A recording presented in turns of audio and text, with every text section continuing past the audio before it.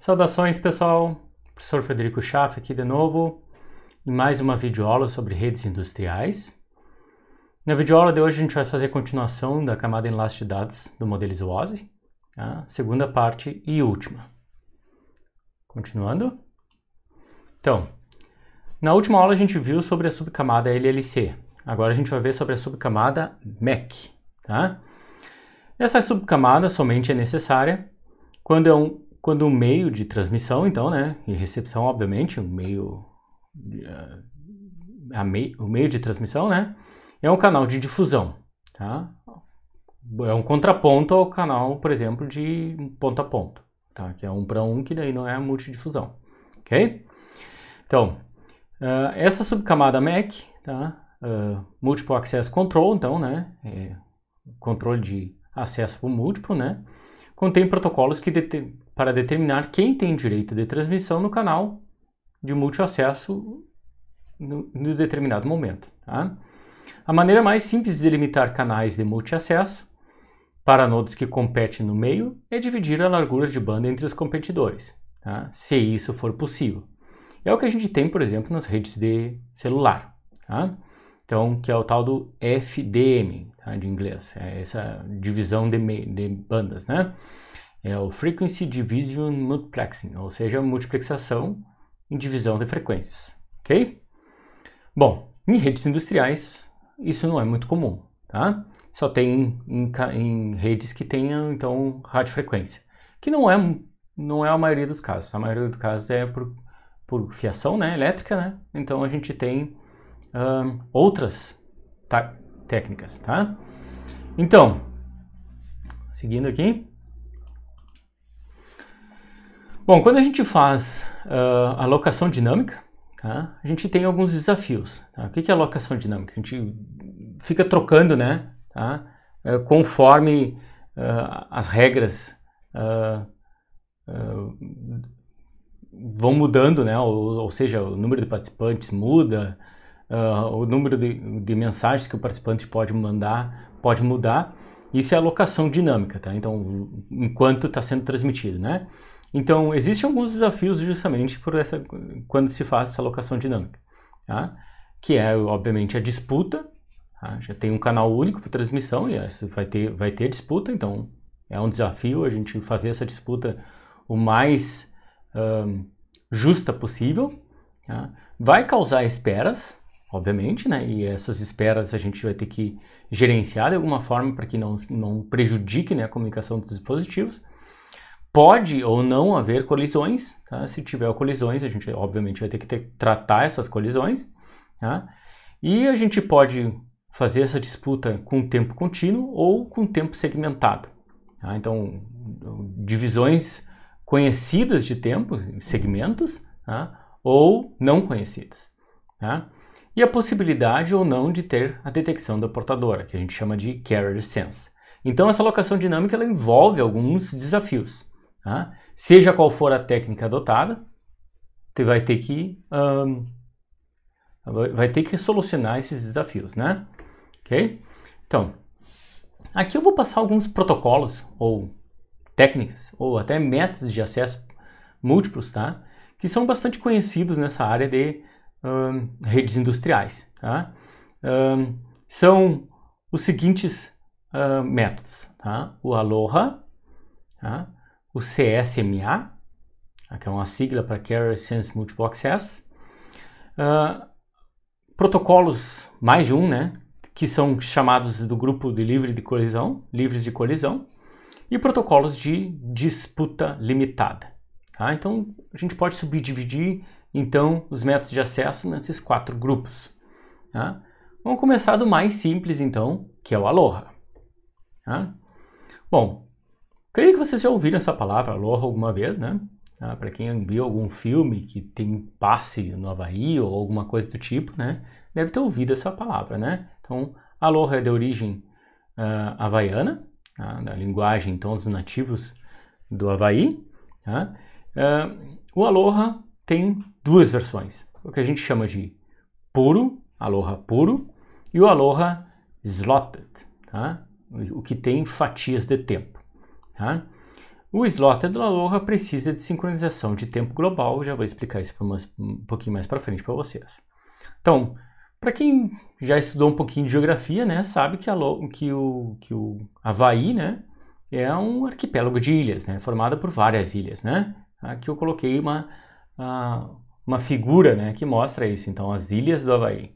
Tá? Tem um pouco mais que isso, né, os menores não estão representados aqui, tá? Mas então, obviamente, né, por ser formado por várias ilhas, essas ilhas são um pouco distantes uma das outras, tá? Que a comunicação entre elas é importante, é necessária, né? E é um pouco mais difícil, né? Então, normalmente o que se tem no Havaí são torres de transmissão radiofrequência, tá? Para fazer a comunicação, ok? E aqui está um exemplo, então, de uma torre de transmissão de radiofrequência dessa do Havaí. Para quem já ouviu, então, alguma coisa sobre o Havaí, também sabe que são ilhas vulcânicas, né? E são ilhas que têm muitas montanhas, né? Então, o terreno acidentado também atrapalha a comunicação, né? Então, a gente tem que colocar as torres de transmissão nos picos das montanhas, né? Geralmente para ter uma melhor cobertura, tá? Então, vamos começar então com o Aloha puro, tá? O Aloha puro é como se fosse um algoritmo, tá? Para determinar como é que as estações ou os nodos que estão no meio compartilhado vão utilizar o meio, tá? De transmissão, tá? E a regra do Aloha é a mais simples possível. Tá? A gente tem um conjunto de dispositivos que eles não precisam ser conhecidos por todos, então pode ser 10, pode ser 100, pode ser 200. Tá? Cada um dispositivo não sabe se o outro tá lá, tá vivo ou não tá, se quer transmitir ou não vai transmitir. A regra é bem simples. Sempre que houverem dados para ser transmitidos, tá? As estações vão tentar transmitir, tá? Ou seja, elas vão transmitir. Tá? Tem uma determinada estação, ela tem alguma mensagem para ser enviada, o que ela faz? No Aloha puro, manda a mensagem. Tá? Então, o transmissor detecta se o quadro foi destruído através do que a gente chama de falta de feedback de difusão, tá? Que é o retorno. Tá? Ou seja, a gente sabe se as estações que transmitiram sabem se o que elas transmitiram foi recebido por alguém ou se perdeu, tá? Através de um feedback, tá? Que seria uma confirmação. Tá? Algo como a estação 1 mandou para a estação 2 uma mensagem. Aí o que a estação 1 faz? Bom, tem uma mensagem para enviar, a regra é, se tem uma mensagem para enviar, envia. Enviou. Tá? E aí digamos que, bom, ninguém estava usando o meio compartilhado nesse determinado momento, a mensagem foi até o fim sem problema. O que acontece? A estação 2 provavelmente deve ter recebido a mensagem, tá? Porque ninguém transmitiu em cima do mesmo canal. Tá? E aí, o que ela faz? Ela confirma o recebimento, tá? Dizendo, ó, recebi, tá? a mensagem. Isso é o tal do feedback de difusão. Tá? E no momento que ela diz que confirmou então o recebimento, a estação 1 sabe que a mensagem dela foi transmitida. Ok? Tá? Da mesma forma, de forma inversa também, né? Se não recebeu a confirmação ou o feedback da difusão, quer dizer que a mensagem não foi recebida. E, por consequência, ela tem a possibilidade de retransmissão. Tá? Quando é que ocorre essa retransmissão? Tá? O tempo de retransmissão, então, é aleatório, caso haja colisões. Como é que se detecta colisões? Pelo feedback de difusão. Tá? Se não foi recebido de feedback de difusão, tenta retransmitir. Quando? Num intervalo de tempo aleatório. Ou seja, transmitiu a mensagem, tá? Espera um pouquinho para ver se vai receber o feedback de difusão. Não recebeu. O que ela faz? Tá? Ela gera um número randômico lá, e a gente pode dizer que esse número randômico equivale ao tempo que ela vai tentar de novo transmitir, tá? E quando atingir esse tempo, transmite de novo. Tá? Ah, não deu de novo. De novo, espera um tempo aleatório, tenta retransmite, até que em algum momento consiga. Tá? esse tempo aleatório, obviamente, é desconhecido, né? Então, a gente não sabe quando que vai ocorrer esse tempo aleatório. Tá? Pode ser rápido, pode demorar, ok? Em uma rede de área local, o feedback é imediato. Em um meio de transmissão por satélite, que pode acontecer também, as transmissões irem para a órbita, né? E depois voltar de novo, né? Tá? O retorno, então, o atraso, o delay, esse da transmissão para a órbita e a volta é de 750 milissegundos. Tá? Então, normalmente, as estações esperam pelo menos esses 750 milissegundos para saber se foi recebida alguma coisa ou não. Ok? Bom, seguindo. Bom, já o slot da Aloha, tá? É quase que uma evolução do Aloha puro. Tá? No slot da Aloha, tá? As disputas pelo canal, tá? São em intervalos conhecidos, os chamados slots. Tá? Então, há uma divisão de tempo em intervalos discretos com cada intervalo para um quadro, tá? Uma transmissão de uma estação. Tá? Obviamente, daí que esses intervalos, né, dos slots, né, é definido por um sinal global de sincronização, que a gente chama de clock. Tá? Esse sinal global de sincronização é enviado por uma estação ou múltiplas, tá? E esse sinal de clock daí diz quando que começou um intervalo e quando que ele terminou, para que uma estação não envie fora dos períodos pré-determinados, os slots. Tá? Bom, como é que acontece esse no slot da Aloha? Então, as estações esperam o início de um slot. Tá? Então, aqui, digamos aqui, nesse instante aqui, vamos colocar aqui, né? Nesse instante aqui começou um intervalo, tá? Um slot de comunicação, tá? E, bom, vocês podem ver aqui que a gente tem as estações A, B, C, D, F, G, H, tá? E nenhuma estação tinha alguma mensagem para transmitir. Então, esse slot aqui ficou livre, tá? Nenhuma mensagem foi transmitida dentro desse slot. No próximo slot, o que aconteceu? A estação A tinha uma mensagem para ser transmitida, começou o slot e ela transmitiu a mensagem. Né? Nenhuma outra estação transmitiu, quer dizer, deu tudo certo. Tá? Aí depois, num outro próximo slot, a estação D transmitiu. Só ela transmitiu, deu tudo certo. Num próximo slot, as estações C, F e H quiseram transmitir. Tá? Suas mensagens. Quiseram e transmitiram. As três transmitiram ao mesmo tempo. O que acontece se a gente transmite 3 mensagens ao mesmo tempo? Acontece colisão, tá? Ou seja, uma escreve sobre a outra e provavelmente o sinal e aí chega para as estações todo bagunçado. Tá? O que daí, muitas vezes, isso não é entendido como uma mensagem íntegra. Então, obviamente, daí não tem feedback de difusão. Tá? Então, aí, seja para quem a estação C mandou a mensagem, seja para quem a estação F mandou a mensagem, seja para quem a estação H mandou a mensagem, tá? Nenhum desses destinatários recebeu uma mensagem íntegra. O que acontece? Tanto a estação C, quanto a estação F, quanto a estação H não recebem o feedback de difusão e, por consequência, vão tentar retransmitir de novo a mesma mensagem. Tá? Só que o que acontece? As três aí geram números aleatórios de tempos que vão esperar então para a retransmissão. A C aqui, o número aleatório que foi gerado, é o próximo slot. Tá? E aí o que ela faz? Bom, tinha uma mensagem para transmitir aqui. O tempo aleatório de espera era o próximo slot começou, transmitiu a mensagem. Tá? Já a estação F, o tempo aleatório de espera era 2 slots. E aí transmitiu, por sorte ninguém tentou transmitir junto. Tá? Bom, aqui nesse próximo slot houve colisão entre as mensagens das estações G, E e C. O que acontece? De novo, todos esperam tempos aleatórios, diferentes, né, obviamente. Né?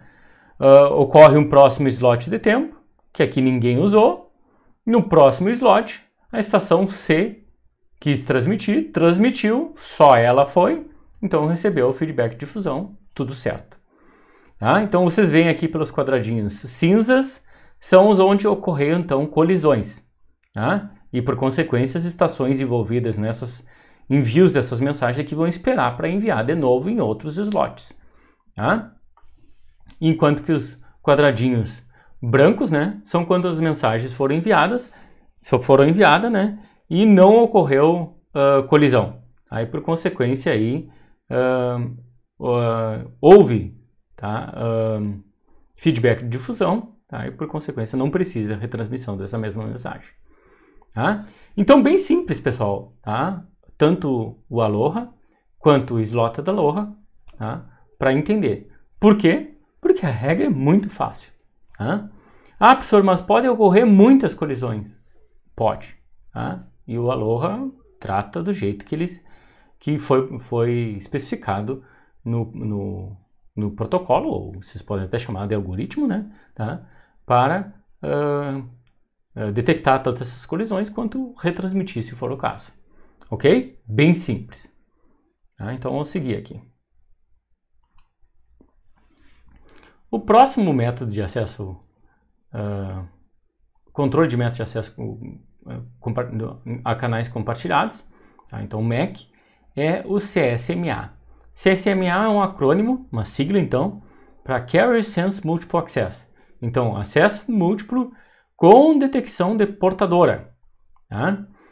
Com escuta de portadora, né? Carrier Sense. Tá? Ou seja, antes de transmitir, ele vai lá e escuta o canal. Opa, tem alguém transmitindo? Se não tem, aí sim tenta. Tá? Então é uma evolução em termos, se a gente for comparar com o Aloha, né? Que o Aloha nem escuta, ele tem uma mensagem para transmitir, ele transmite. Tá? Se tinha uma outra mensagem sendo transmitida, ele transmitia em cima. Tá? O que é ruim, né? Já o CSMA, primeiro ele ouve. Tem alguém transmitindo? Não. Aí transmite. Tá? Claro, né? Que o canal pode estar ocupado, tá? Pode escutar e dizer, estão usando. O que faz daí? Aí tem duas possibilidades. Tá? CSMA que a gente chama de persistente e não persistente. Tá? O persistente, então, sempre que encontra o canal desocupado, transmite os dados, ou se estiver sendo transmitido, espera pelo fim do quadro para transmitir. Então, como ele tem que ficar ouvindo ali, tá? Ele pode ficar ouvindo toda hora, ou ele pode checar o quadro, checar o canal, tá? E depois de um tempo, tá? Então, tem uma mensagem sendo transmitida, o que ele faz? Vou esperar um segundo, tá? Ou vou ficar checando aqui até a mensagem terminar, tá? E aí a gente chama do persistente, então, tem aqueles persistente chato, tá? Que seria o persistente 1P, ou seja, ele fica 100% do tempo verificando o canal, para ver até quando que a mensagem foi transmitida, quem estava transmitindo a mensagem, transmitiu a mensagem, terminou, aí sim ele transmite em cima. Então esse é o 1P, 100% persistente. Tá? Ou tem aqueles persistentes que não é 100% do tempo. Ele pode dizer assim, eu vou verificar 80% do tempo. O que é isso? Ele verificou ali, não tá ocupado, então vou esperar se eu esperei 1 milissegundo. Aí verifica de novo. Verifica de novo. Pode ser que em algum momento das verificações dele, a mensagem já tenha terminado, e aí ele transmite a mensagem. Tá? Bom, no não persistente, sempre que encontra o canal desocupado, transmite os dados. Se estiver sendo transmitido, espera um tempo aleatório. Tá? Esse tempo aleatório aí é gerado pela própria estação. Tá? Então, mais ou menos semelhante ao tempo de retransmissão do Aloha. Tá? Bom, vocês podem imaginar, né? Tá? Tanto o CSMA persistente quanto não persistente ainda pode ocorrer colisões. O que acontece? Digamos que a gente tenha 3 estações. Tá? Uma está enviando. As outras 2 têm mensagens para enviar. Tá? O que elas fazem? Checam o canal. Digamos que as 2 sejam chato lá, 100% persistente. Então eles estão esperando a estação que estava transmitir a mensagem. No momento que terminou a transmissão da mensagem, o que as 2 fazem? Tenta transmitir a mensagem delas. Tá? E aí, bom, o que acontece? As 2 checaram 100% do tempo, então quando terminou a mensagem, elas as duas enviaram ao mesmo tempo, porque estava desocupado. Tá? Ao mesmo tempo estava desocupado e ao mesmo tempo as duas transmitiram. O que acontece? Colisão de novo. Tá? Então pode ocorrer colisão. Tá? Aqui um exemplo, tá? De duas estações, então a estação A e a estação B. Tá? Vocês veem aqui para essa linha de tempo da estação A, aqui, a linha de tempo da estação B, tá? E aqui o canal compartilhado. Então ambas vão utilizar esse mesmo canal. Tá? Aqui nessa ilustração está da seguinte forma. Então, estação 1 tem uma mensagem para ser transmitida. Coloca aqui o 1. Eu tenho a primeira mensagem para ser transmitida. Aqui eu tenho que colocar um número, né? Eu coloquei 1, então. O que ela faz quando ela tem uma mensagem para ser transmitida? Primeiro, ela verifica se o canal está desocupado. Então, faça essa verificação, escuta o canal. Tá? Escutou, está livre. O que ela faz? Envia a mensagem. Tá? Enviou a mensagem. Tá? Se vocês forem ver aqui nesse instante aqui, né? Nenhuma mensagem estava sendo enviada. Tá? Só que se a gente for olhar a linha do tempo da estação B aqui, tá? Aqui nesse instante aqui, a estação B tinha uma mensagem que vocês podem ver que é até um pouquinho maior, né? As mensagens podem variar de tamanho. Tá? Estava pronta para ser transmitida. Tá? O que acontece? A estação B verifica o canal. Vocês podem ver aqui que o canal estava ocupado com transmissão da mensagem 1 pela estação A. Tá? O que a estação B faz? Espera um tempo aleatório, tá? Porque ela não é um P persistente. Então, ela vai esperar um tempo aleatório para tentar transmitir de novo. Tá? Passou um tempo aleatório aqui, tá? Ela verifica de novo. Verificou, está livre. Tá? O que ela faz? Transmite. Tá? Então, aquela mensagem 1 lá que estava pronta nesse instante aqui, foi transmitida nesse instante aqui. A estação A, tá? Nesse instante aqui, então um pouco depois da estação B, ficou pronto, né, a segunda mensagem. O que ela faz? Verifica o canal, está ocupado. Tá? Como a estação A ela é chata, ela é um P persistente, 100% persistente, então ela vai ficar escutando aqui o canal até que a mensagem seja enviada, até o fim. Aqui terminou, tá? Então a estação A percebeu, opa, está livre, mandou a mensagem dela. Segunda, né, que vocês podem ver aqui, foi enviada nesse instante aqui após a primeira da estação B. Tá? A estação B, nesse instante aqui, tinha uma segunda mensagem para enviar. O que ela faz? Verifica o canal, está ocupado, de novo, espera um tempo aleatório, tá, para verificar de novo. Aqui ocorreu uma verificação simultânea, tá? Então, tanto a estação A quanto a estação B, nesse instante de tempo, que ambas verificaram o canal, tá? E aí o canal estava livre, como vocês podem ver. Tá? O que acontece? As duas enviam as mensagens. Envia as mensagens até o fim, tá, pessoal? Começou a enviar a mensagem, foi até o fim, a estação B, e a estação A mandou a mensagem até o fim. Vocês podem ver aqui que uma tem diferença de tamanho da outra. O que acontece quando uma mensagem está sendo enviada e outra envia em cima? Tá? Acontece a mesma coisa quando a gente tem uma comunicação nossa, né? Então, imagina eu estou falando com uma pessoa e aí vem uma terceira pessoa e fala em cima. O que acontece? Obviamente, né? Tá? Nem a mensagem que eu enviei, nem a mensagem que a pessoa chegou e transmitiu em cima, né? Vai ser entendida pela pessoa, pela terceira pessoa envolvida. Tá? Ou seja, ocorre o que a gente chama de colisão. Né? No momento em que ocorreu a colisão, né? Tá? Bom, em algum momento elas percebem, né, que ocorreu a colisão, ou podem perceber que ocorreu a colisão, né? Tá? E aí o que acontece? Eles esperam um tempo aleatório para tentar verificar, para mandar a mensagem de novo. Ok? E aí, porque vocês estão vendo aqui, né, que o tempo aleatório das duas foi diferente, então a checagem ocorre em intervalos de tempo diferentes. Ok? Bom, espero que tenha ficado bem claro para essa figura, tá, pessoal? Esse é o CSMA, tá? Bom, tem uma evolução do CSMA, que é o CSMA CD. CD está para Collision Detection, tá? Ou seja, detecção de colisão. Tá? Vocês podem perceber, né, que dessa figura aqui, que ambas as estações aqui, A e B, né, mandaram sua mensagem até o fim, né? Tá? Por quê? Porque elas não detectaram que estava ocorrendo colisão. Então, ambas mandaram a mensagem até o fim. Tá? A mensagem 2, por exemplo, era maior. A mensagem 2 da estação B era maior que a mensagem 3 da estação A. Tá? E em algum tempo aqui ela pegou o canal exclusivo para ela. Mas mesmo assim, né? Antes ocorreu a destruição da mensagem em 80% do tempo anterior aqui, né? Tá? Então, de nada adiantou. Tá? Aí vocês podem imaginar, pessoal, se estava ocorrendo colisão aqui, por que elas não detectaram? Porque elas não tinham o tal do Collision Detection. Tá? Então, o protocolo então, CSMA-CD, tá? É uma evolução do CSMA. Tá? E é um avanço também em relação à LoRa. Logo que a colisão é detectada, tá? Como é que detecta a colisão? O que está enviando, o dispositivo vai lá e ouve. O que eu estou enviando é o que está no canal? Se é o que está no canal, não tem colisão. Se o que eu estou ouvindo é diferente do que está no canal, está ocorrendo a colisão. Tá? Digamos que eu estou falando aqui, tá? Mas o que eu estou falando nem eu estou ouvindo, porque tem um som maior. Tá?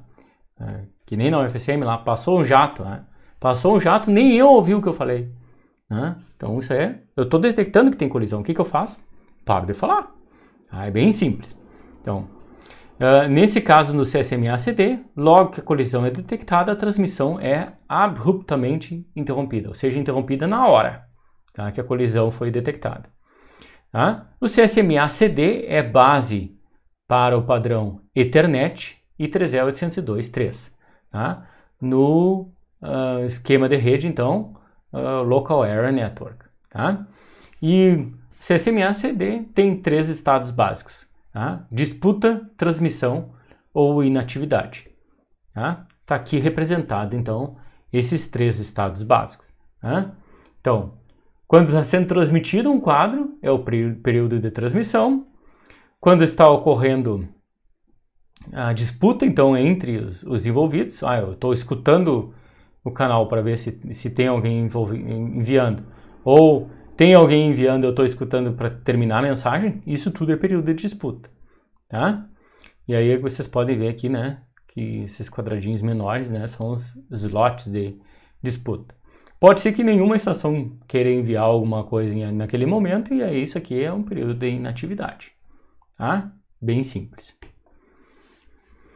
Então, se a gente for comparar o Aloha com o CSMA e com o CSMA-CD, tá? Fica claro os avanços entre os 3, ocorrido, né, na sequência dos 3, né?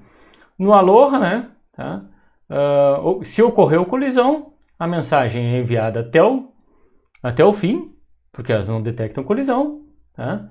E o tempo de espera para retransmissão é aleatório, tá?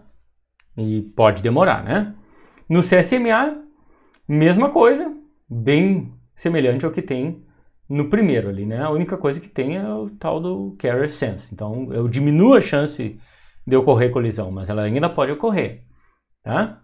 Então, vocês podem ver aqui, né? Já no CSMA-CD, esse tempo de desperdiçado, que é colocado aqui, né? Time wasted, tá? É bem menor, né? Porque no momento que a estação percebe que está ocorrendo uma colisão, ela para de transmitir no mesmo momento. E o que ela faz? Aí ela espera um tempo aleatório, que está colocado aqui, random backoff period, e aí tenta transmitir de novo. Tá? Tenta transmitir de novo naquele esquema, né? Ouve, se tiver livre, transmite. Ok? Então vocês podem ver aqui que os tempos, né, de espera diminuíram, né, no CSMA-CD. Ok? Bom, tem uma outra variante do CSMA, que é o CSMA-CA. Tá? Diferentemente do CD, tá? CA está para Collision Avoidance. Tá? A ideia de avoidance ali é evitar colisões. Tá? E não é só detectar, ele evita que ocorram colisões. Tá? Então é semelhante ao CSMA-CD, mas amplamente utilizado em redes wireless. É o que tem no Wi-Fi, por exemplo, né? Que é uma rede wireless. tá? Semelhante ao Ethernet. Tá? Geralmente, para se tornar mais efetivo, há uma solicitação de transmissão que deve ser aceita, tá? Semelhante ao controle de fluxo RTS-CTS que eu mostrei para vocês no padrão RS-232. Tá? E aí se espera um tempo após detectar que o canal está livre, também por um tempo de propagação do sinal, já que é uma rede wireless. Tá? Então, o algoritmo do CSMA-CA é um pouco diferente do CSMA-CD. O que acontece? Tá? Eu não envio a mensagem em si logo no início. Eu envio uma solicitação de transmissão. E essa solicitação de transmissão, obviamente, é bem menor do que a mensagem. Tá? E aí, uma vez que o receptor, para quem eu quero enviar a mensagem, confirma, tá, que pode enviar, que está liberado para enviar, aí sim a mensagem é enviada. Tá? Então, esse é o esquema do CSMA-CA. Então, se vocês forem ver pelo algoritmo aqui, tá, a estação que quer transmitir constrói o quadro, verifica se o canal está livre. Se o canal está livre, manda o que a gente chama de ready to send, tá, para um receptor, tá, e espera receber o clear to send do receptor. Uma vez que recebeu, aí manda o quadro. Se não recebeu, é porque provavelmente ou a estação não estava pronta ou o canal estava ocupado. Tá? Naquele momento, por algum motivo, ocorreu uma colisão. E aí ocorreu uma colisão já no RTS-CTS, que é uma mensagem bem menor. Tá? O que ele faz nesse caso? Ele tenta de novo, tempo aleatório, né? Bem simples. Tá? Isso aqui me garante que eu vou transmitir tipicamente quando a estação receptora estiver pronta. Tá?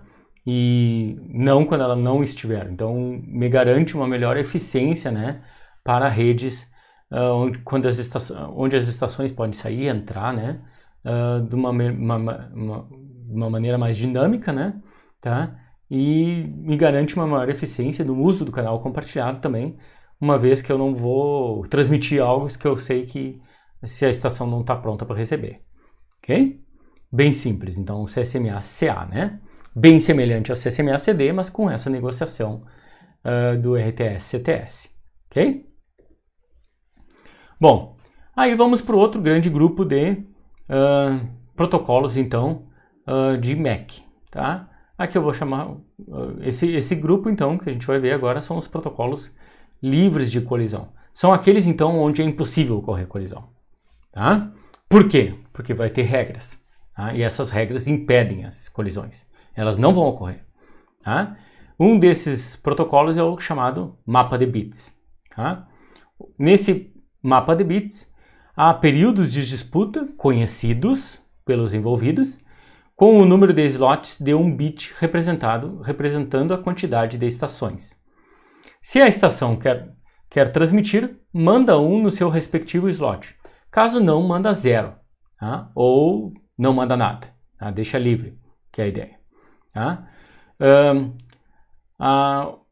Após esse período de informe, então, se alguém se quer enviar, tá?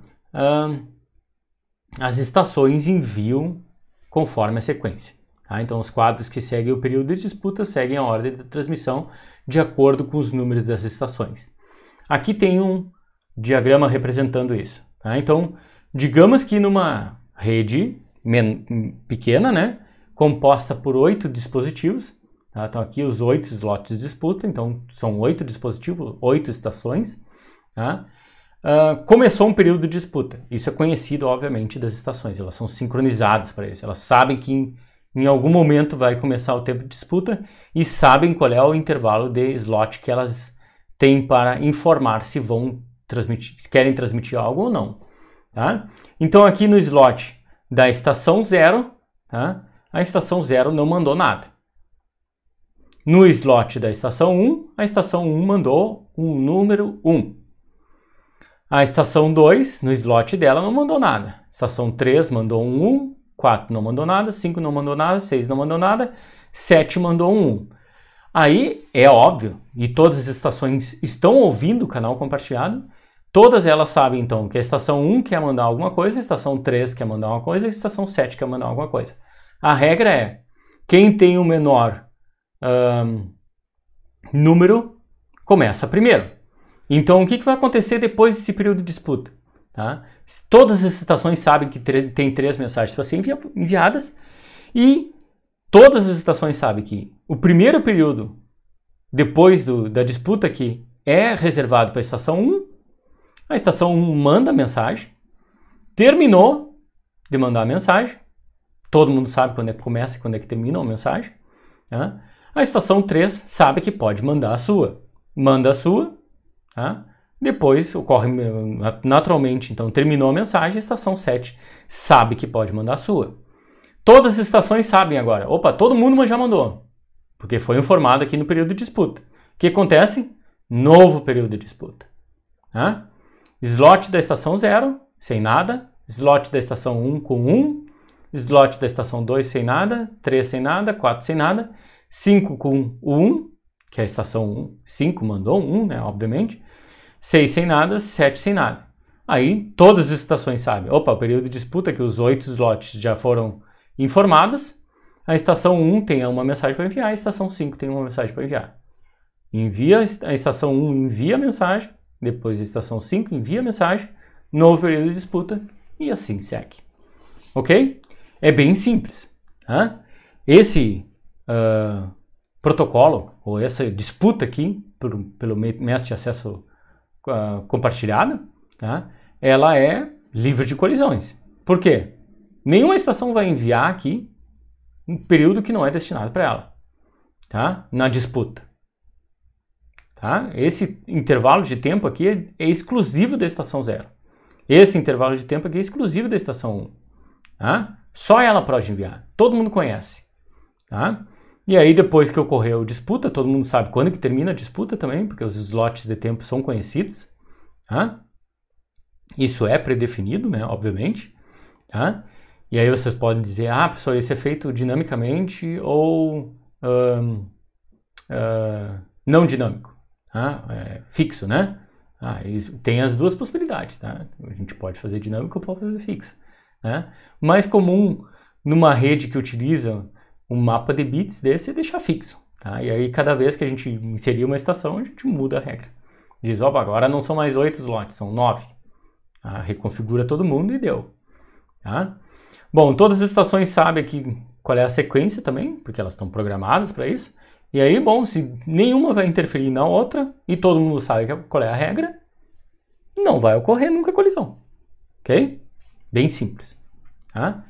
Uma coisa que eu espero que vocês tenham percebido aqui, né, é que, obviamente, né, conforme o número da estação, né, tem a prioridade também para envio da mensagem. Né? Então, a gente pode dizer que a estação 0 aqui, sempre que ela tiver uma mensagem para ser enviada, né, e começar um período de disputa, ela vai ser a primeira. Isso é lógico, né? Então ela tem prioridade. Tá? Então, espero que vocês vejam isso, que tenham visto isso, né? Isso pode ser uma vantagem ou não. Depende do caso. Ok? Bom, tem outro MAC livre de colisão, que é o contagem regressiva binária. Tá? Nesse caso, cada estação que quer transmitir deve, no período de disputa, enviar o seu endereço codificado em binário. A estação ganha o direito de transmitir, né? A estação que tiver endereço mais alto. Tá? Aqui eu coloquei endereço, né? E o mais alto ali, não coloquei mais alto em aspas, né? Mas isso é figura de linguagem, tá? Então, pode ser que não seja, pode ser que seja exatamente o contrário. Fato é que existe uma regra, tá? E é mais fácil explicar pela regra quando o número é maior, né? Para vocês, do que se for pelo número menor. Mas a regra, tanto faz se é um ou outro. Tá? Aqui eu vou explicar com um número maior. Tá? E esse número vai ser um endereço da estação também. Poderia não ser, né? Podia ser outra coisa. Tá? Mas o fato é que eu tenho que mostrar de alguma forma e a convenção que eu escolhi aqui é o endereço da estação e o número mais alto. Tá? Nesse caso, as estações comparam o bit enviado com o presente no barramento. Se é diferente, desistem. Tá? É lógico que essa contagem regressiva binária aqui requer uma tecnologia de transmissão no canal compartilhado que não seja destrutiva. Tá? Existem alguns meios de transmissão que têm essa tecnologia. Tá? É o caso do CAN que a gente vai ver mais para frente, que ele faz o que a gente chama de wired end, tá? No barramento. E aí tem os bits que a gente chama de dominantes e os recessivos. Se a gente mandar um bit, se uma estação mandar um bit dominante e outra estação mandar um bit recessivo, no mesmo instante, prevalece no barramento, obviamente, o bit dominante. O bit recessivo não muda o estado do dominante. Tá? Então, por consequência, a estação que mandou um recessivo diz, opa, eu mandei um recessivo e tal dominante lá. Quer dizer, então, o que eu mandei não é o que está no barramento. Tá? É clássico isso de ver. Ok? Bom, obviamente, né, que nesse MEC, né, de contagem regressiva binária, há prioridades, tá? E há problemas também se estações sempre perderem. Tá? O período da disputa é dependente, então, do número de estações envolvidas na disputa. Tá? Isso tem uma regra, regra matemática, né? Então, sendo n o número de estações envolvidas, logaritmo na base n, na base 2 de n, tá? É o número de bits necessários para o período de disputa. Ok? Aqui uma representação dessa contagem regressiva binária, tá? Com uma disputa só. Tá? A gente podia fazer mais, né? Mas eu vou mostrar uma disputa só. Então, nesse instante de tempo aqui, que não está representado numa linha do tempo, né? Eu tenho 4 estações, tá? Que têm uma mensagem para ser enviada. A estação 2, a estação 4, a estação 5 e a estação 6. Esses aqui são os endereços em binário representando esses números. Então, 2 é assim, né? 0, 0, 1, 0. 1 e 0 é óbvio que tem que ter, né? Como a gente tem estações com um número maior, então a gente coloca zeros aqui precedendo, né, o número em si. Tá? 4, 5 e 6. Então é isso aqui que as estações vão enviar durante o período da disputa. Então, começou, é para enviar o bit mais significativo. Tá? Então, estação 2 aqui mandou um 0. A estação 4 mandou um 0, porque aqui o bit mais significativo é 0, né?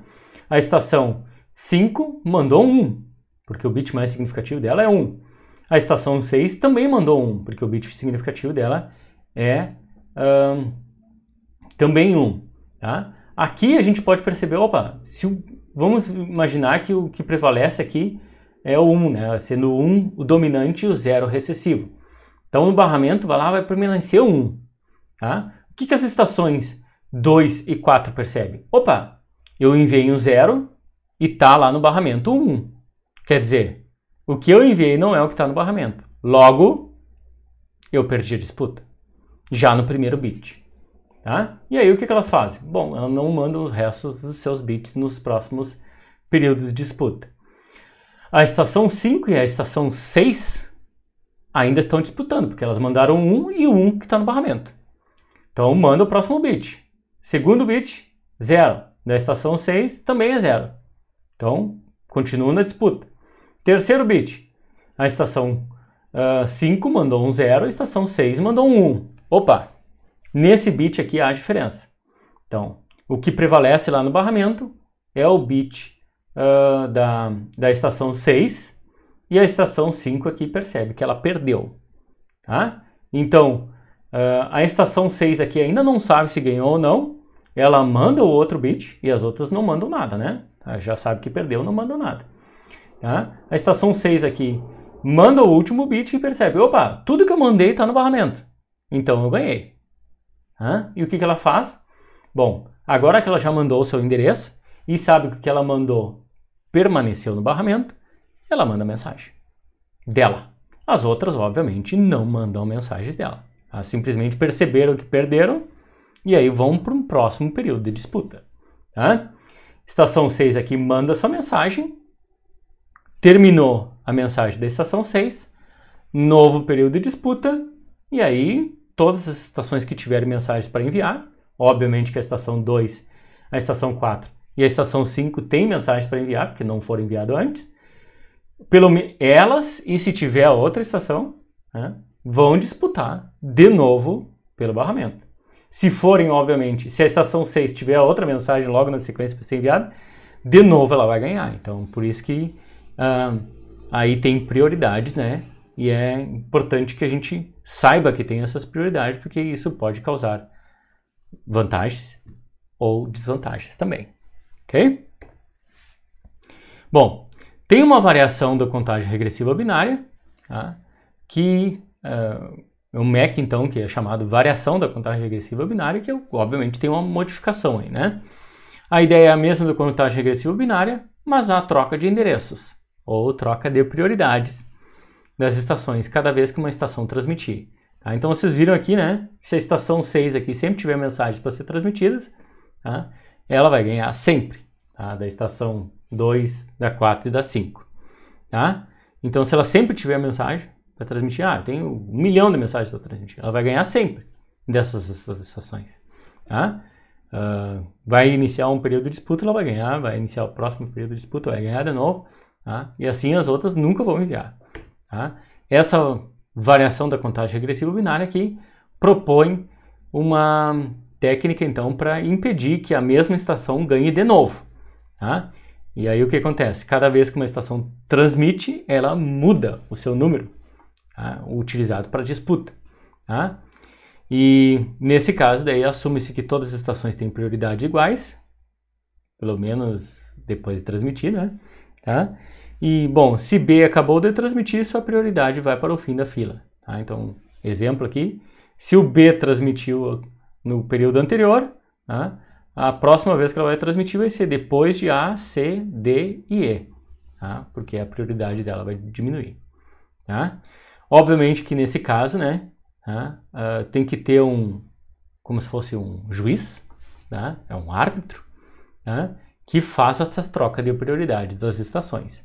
Tá? Ou seja, há necessidade de arbitrador de rede de uma forma mais complexa. Ok? Bom, existe outro MEC de livre de colisão, que é o chamado token passing. Tá? Ele é adotado nesses dois tipos de redes, então a token ring e a token bus. Tá? Token ring 3E802.5 e token bus 3E802.4. Ambas estão em desuso, tá? Professor, então por que está falando do token passing? Tá? Porque ele é utilizado por outras redes industriais. Tá? Então, como é que é o token passing? É utilizado um sinalizador que especifica quem tem a permissão de usar o canal para transmitir. Este sinalizador é o token. Tá? É como se fosse vamos pensar lá, uma rodinha de índios, tá? Conversando. Tá? E eles se trocam pelo cachimbo da paz lá. Tá? Quem tem o cachimbo da paz é quem fala no momento. Quem não tem que ficar quieto. Tá? É mais ou menos então como o cachimbo da paz representando o token. Se eu tenho o token, eu falo. Tá?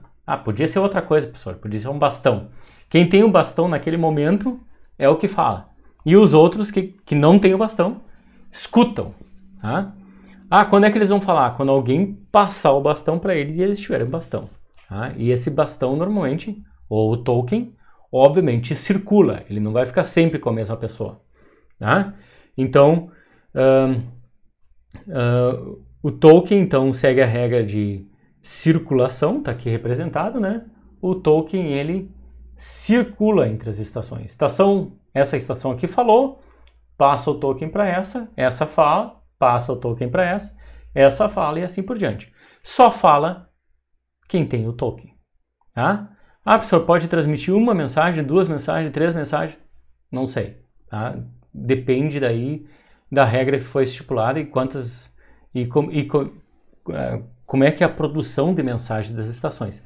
Fato é que se ela tem o token, ela transmite uma ou mais mensagens. Ela só vai parar de transmitir quando ela passar o token para outra estação. Tá? Ok? Essa passagem de token também é normalmente uma mensagem, tá, pessoal? Então, só para vocês ficarem sabendo. ok? Bom, existe outro MAC livre de colisão bastante utilizado em redes industriais, que é o chamado requisição-resposta ou mestre-escravo, tá? Então, requisição-resposta do inglês lá, request, reply, mestre-escravo, master-slave, tá? Esse é semelhante ao token ring e token boss, mas não há passagem, tá? Somente uma espera. Nesse caso, tá?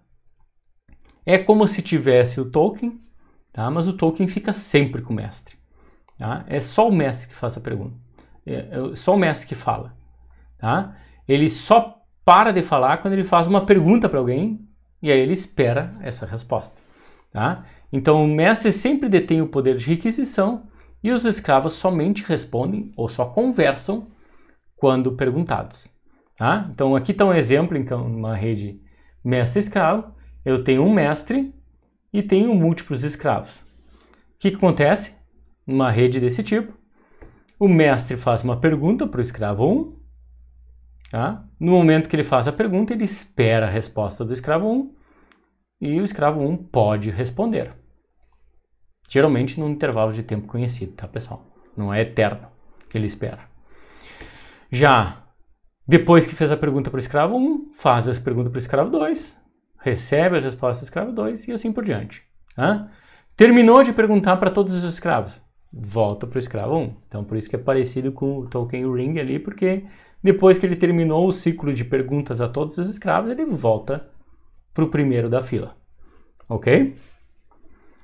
Bem simples, tá, pessoal? E esse aqui, bom, requer daí que a gente faça a programação dos dispositivos para comunicação de uma forma bem simples. Tá? Quem é que inicia a comunicação? Quem é que fala? O mestre. Quando que os escravos respondem? Quando perguntados pelo mestre. Tá? Então, numa rede sem mestre, não tem comunicação. Tá? É bem simples essa ideia do mestre-escravo. E aí, geralmente, o mestre é aquele que tem o maior poder computacional, aquele que vai controlar os escravos. Tá? Então, é bem mais simples, geralmente, essa é a metodologia. Tá? E, obviamente, também é livre de colisão, porque, bom, se é só o mestre que está fazendo pergunta e os escravos só falam quando o mestre pergunta, óbvio que não vai haver colisão. Ok? Bom, aí vocês podem estar se perguntando, qual é que é o melhor método de acesso ao meio compartilhado? Bom, o que eu posso dizer para vocês é depende. Tá? Se há baixa taxa de mensagens, tá?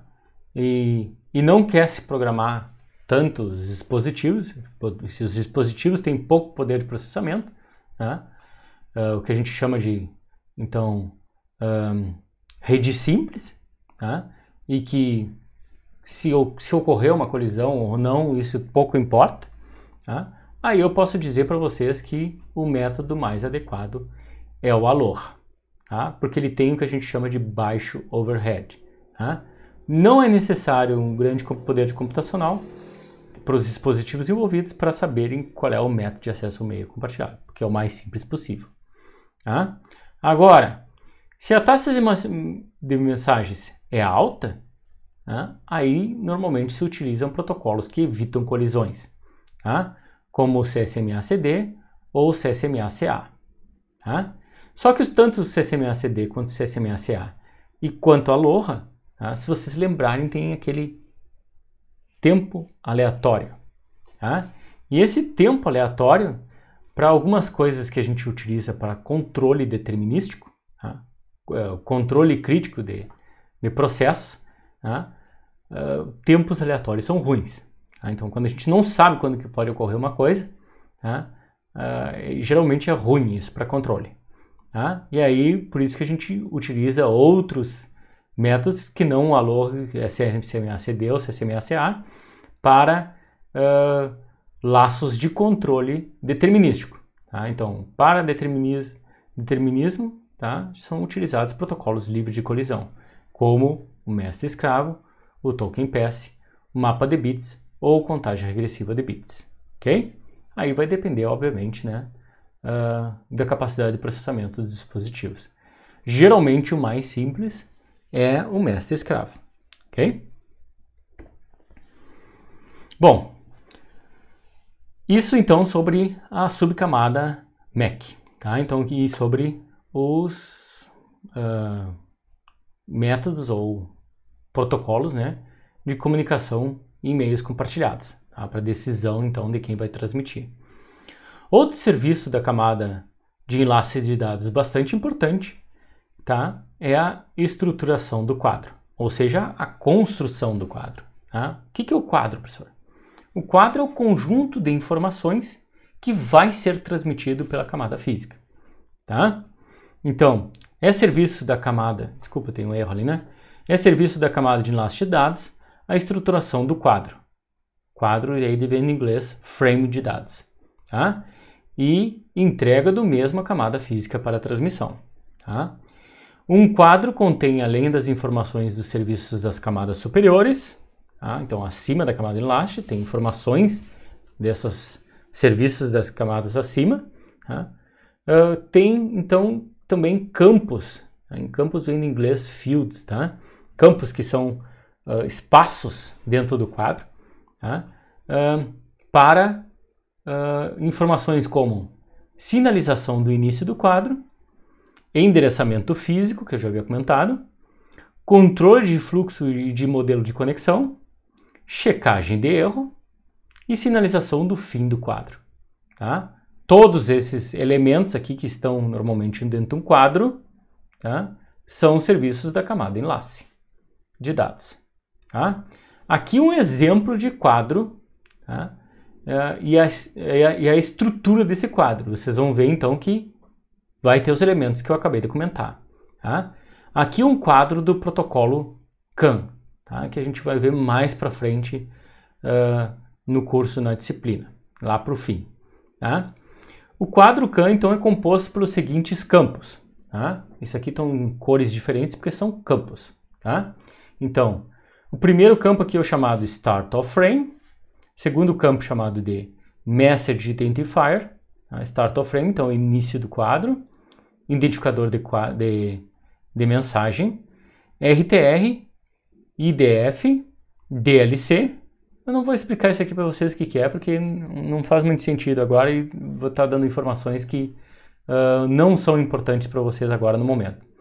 Aí tem o campo, então, Data Field, tá? Que aqui é o campo de dados oriundos das camadas superiores, tá, pessoal? Tá? E aqui vocês podem ver também que tem tamanhos, né? O identificador de mensagens aqui 11 bits, esse aqui é 1 bit, 4 bits, 0 a 8 bytes, então 0 a 64 bits, né? CRC, delimitador de CRC, que é 1 bit, acknowledge, que é 1 bit, delimitador de acknowledge, que é 1 bit, e end of frame, então finalização do quadro, 7 bits. Aqui tem os elementos que eu falei para vocês, então, sinalizador de início, que é o SOF, Start of Frame, 1 bit, fazendo essa sinalização, ó, iniciou o quadro, por esse bit aqui, que obviamente é conhecido, tá, por todas as estações que utilizam esse padrão de comunicação.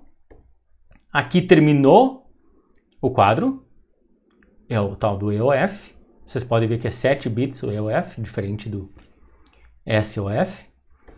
Tá? Tem uma parte aqui que é chamada de endereçamento, que no caso do CAN aqui é com o identificador da mensagem. Tem campos de controle, para controle de fluxo, tá? E controle de acesso ao meio compartilhado também. Tá? Tem um campo de carga útil, que a gente chama, do inglês payload. Tá? Payload é a carga útil, é o que vai ser realmente transportado. Tá?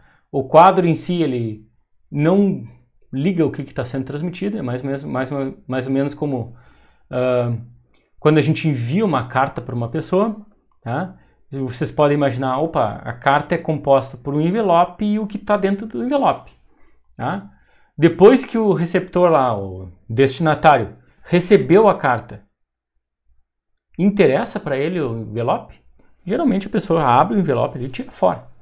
O envelope, que seria a estrutura do quadro, importa para os correios. Para o usuário, geralmente, ou então quem está utilizando esse serviço dos Correios, importa a carga útil, que é o que o quadro realmente está transmitindo de informações importantes, tá? Esse é o carga útil, tá? Aí vocês podem ver também que dentro de um quadro, geralmente a gente tem checagem de erro. Então aqui vocês veem, então, esse campo aqui, serviço da camada de enlace de dados, serviço da camada de enlace de dados, serviço da camada de enlace de dados, serviço da camada de enlace de dados, serviço da camada de enlace de dados. Isso aqui, professor, data field, serviço das camadas acima. Tá? Não sei se é da camada de rede, de transporte, não importa para a camada de enlace de dados. O que importa é que eu tenho dados para transmitir, esses dados já vêm prontos, das camadas acima, e eu enquadro eles nessa estrutura de quadro. Ok? Isso aqui, obviamente, depende do padrão, tá, pessoal? Aqui eu estou tentando colocar de uma forma prática para vocês. Mas no modelo ISOASE, né, a gente olha isso de uma forma não prática e sim teórica. Tá? Então, que são os campos genéricos que normalmente podem ter, então, num quadro. Aqui eu estou representando, né, esses campos, né, com a especificação do CAN, né? Tá? Esqueçam isso, a gente pode adequar para outra coisa. Mais para frente a gente vai ver sobre Ethernet e ali eu vou mostrar, obviamente, a estrutura do quadro Ethernet, que é diferente da do CAN. Mas vai ter obviamente, a maioria desses campos aqui, então. Vai ter um sinalizador de início, vai ter um sinalizador de final, vai ter endereçamento físico e assim por diante. Vai ter checagem de erro. Então é isso que eu queria focar aqui para vocês. Ok? Bom, o que a camada de enlace de dados faz, então, nessa questão de quadro? Tá? Ela recebe uma informação dos protocolos acima, dos serviços das camadas do modelo IOSE acima dela, tá? E ela recebe o que a gente chama de pacote. Tá? Esse pacote é colocado dentro do campo de carga útil, no payload do quadro, e o quadro recebe um cabeçalho, do inglês header, e um trailer. Tá? Esse trailer às vezes pode existir, às vezes não, tá, pessoal? Depende muito. Tá? E o que tem no cabeçalho e no trailer? O cabeçalho aqui normalmente tem essas informações aqui que eu falei para vocês. Então, sinalização de início, endereçamento físico e serviços de controle de fluxo. Tá? E o que tem no trailer? Normalmente lá tem checagem de erro. Tá? E aí é construído o quadro. Tá? Bom, esse quadro é obviamente daí composto por bits, bytes, o que vocês quiserem. Tá? Caracteres. Tá? Aqui eu estou representando por bytes, né? Então, um byte aqui, 5, por exemplo. Tá? Outros 2 bytes aqui, DA e F6. E o byte 1 aqui no trailer, né? Tá? Então, é construído esse quadro e aí digamos assim, solicitado para a camada física para enviar esses bytes aqui pelo canal de comunicação. E aqui eu coloco o exemplo, né? Que aí esses bytes vão virar uma sequência de bits que vai ser enviado pela camada física. Ok? Então, a camada de enlace de dados se preocupa com isso aqui. Construção dos quadros. De acordo com os serviços referentes a ela, ok? Bom,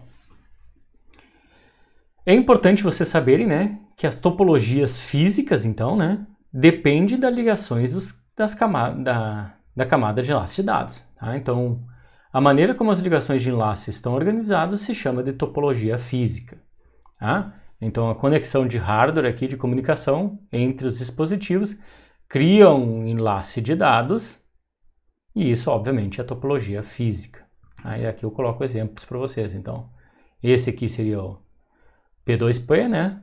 Peer-to-peer, ponto a ponto. Aqui o Fully Connected, totalmente conectado. Barramento, estrela e anel. Tá? Bom, não importa para a camada de enlace de dados, tá? Se vai ter conexões lógicas ou não. Tá? Isso é serviço de uma camada acima de enlace. tá? Então, camada de rede, tipicamente, que tem esses serviços de roteamento. E aí que faz a topologia lógica. Para a camada de enlace de dados, importa a topologia física somente. Ok? Bom, pessoal, e era isso sobre a camada de enlace de dados. Então, a gente termina aqui, né, tá, sobre os serviços principais da camada de enlace de dados. Vocês podem ver aqui, né? Tá? E na próxima videoaula a gente vai ver sobre a camada de rede, que lida, obviamente, com pacotes, como eu falei para vocês, tá? Ou até com nomes chamados de datagramas, né, que são também pacotes, mas com outra nomenclatura, tá? E lá na camada de rede tem determinação dos caminhos de roteamento, tá? E endereçamento lógico, que é diferente do endereçamento físico, e roteamento importa em topologias lógicas e não em topologias físicas como tem em camada de enlace de dados. Vai ficar, obviamente, mais claro para vocês quando eu falar para vocês sobre esses serviços da camada de rede. Ok, pessoal? Era isso então para essa videoaula, tá? Um abraço e até a próxima.